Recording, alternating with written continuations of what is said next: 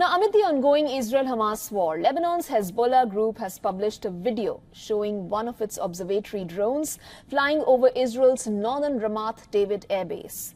Now, the group claims that the drone went undetected by Israeli air defense systems and captured footage of sensitive sites in northern Israel. Now, the 8.5-minute long video includes details of the Air Force squadrons at the base, aircraft shelters, ammunition warehouses, and even air defense systems. It also identified the base's commander, Colonel Asaf Eshed. The Israeli forces have said that the activity of the base was not harmed. They also confirmed that the video taken by Hezbollah's unmanned aerial vehicle was for photography purposes only. Meanwhile, Israeli forces have recovered the bodies of 5 hostages taken captive in the October 7th Hamas attacks. This was the first reported by Israeli kibbutz community.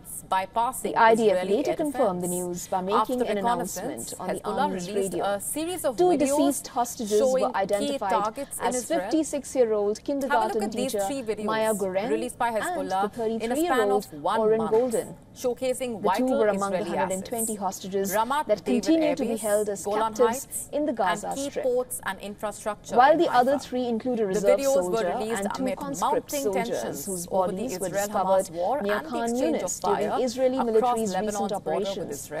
The Israeli military confirmed the death of at least 40 of those hostages, citing various forensic findings at various sites of the attack, intelligence, visual documentation, and testimonies of released hostages.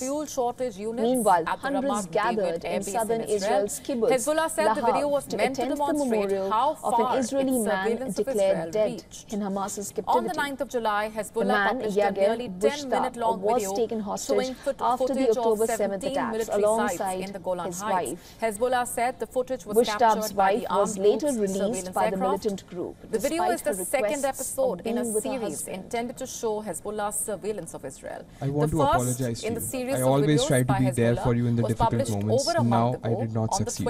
I so wanted the ending to be different. You deserved a different end.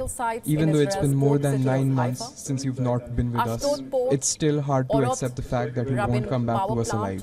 Furthermore, Hamas's health ministry has claimed that Israeli airstrikes targeted crowded areas in Beit Lahia in northern Gaza Strip on Wednesday.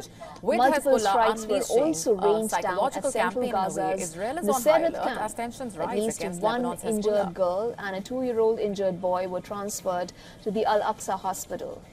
The Israeli orders, which prompted partial evacuation of the Gaza Strip, has displaced hundreds of Palestinians. Some have also been forced to take refuge in cemeteries.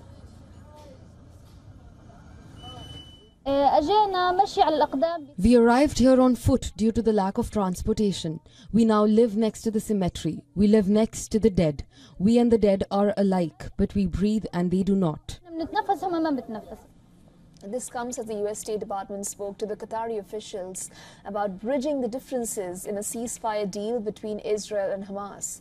The department spokesperson Matthew Miller said that the truce deal is the only way to bring back Israeli hostages and end the suffering of Palestinian civilians, though Israel has halted its delegation from going to Qatar for a meeting scheduled on Thursday. The postponement has been linked to the meeting between Prime Minister Netanyahu and the U.S. President Joe Biden. Secretary Blinken spoke earlier today with Qatari Prime Minister and Minister of Foreign Affairs Mohammed bin Abdulrahman Al Thani to discuss the latest developments in ongoing negotiations to reach a ceasefire deal to the war in Gaza. The Secretary and Prime Minister discussed the remaining issues on the table and practical solutions to bridge the differences between the parties. The Secretary reiterated that the U.S. continues to see a deal as critical to bringing the hostages home and alleviating the suffering of the Palestinian people, and that we stand ready to work to ensure that the deal turns into an end to the war and lasting peace and stability for the region.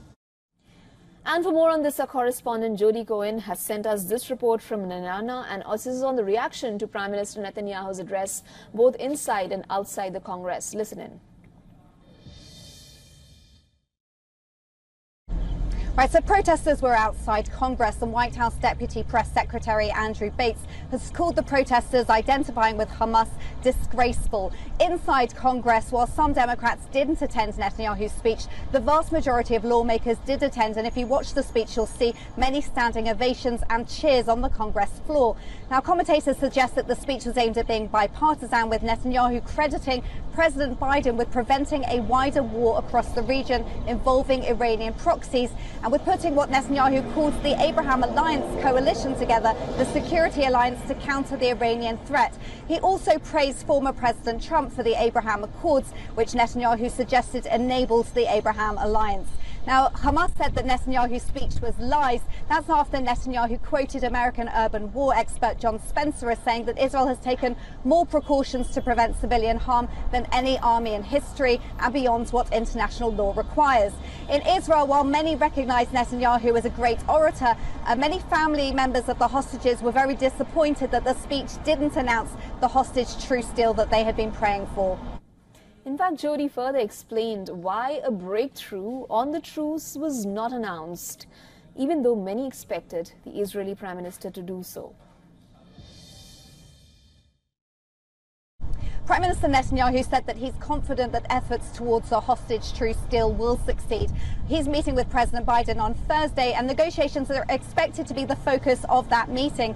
The Biden administration has suggested that a deal is close, but that there are still some issues to work out. For example, a senior official suggested that they need some important details from Hamas before a deal can be reached, such as which hostages would be released and when. Now, Biden and Netanyahu are also likely to discuss Netanyahu's vision for post-war Gaza, which Netanyahu talked about in his speech. He said that Israel will retain security control for the foreseeable future and that Palestinians should be governed by Palestinians who don't seek to destroy Israel. Now, when the Vice President and expected Democrat presidential nominee Kamala Harris meets with Netanyahu also on Thursday, we can expect a similar agenda, with the key focus being on the hostage truce talks. For all the latest news, download the WION app and subscribe to our YouTube channel.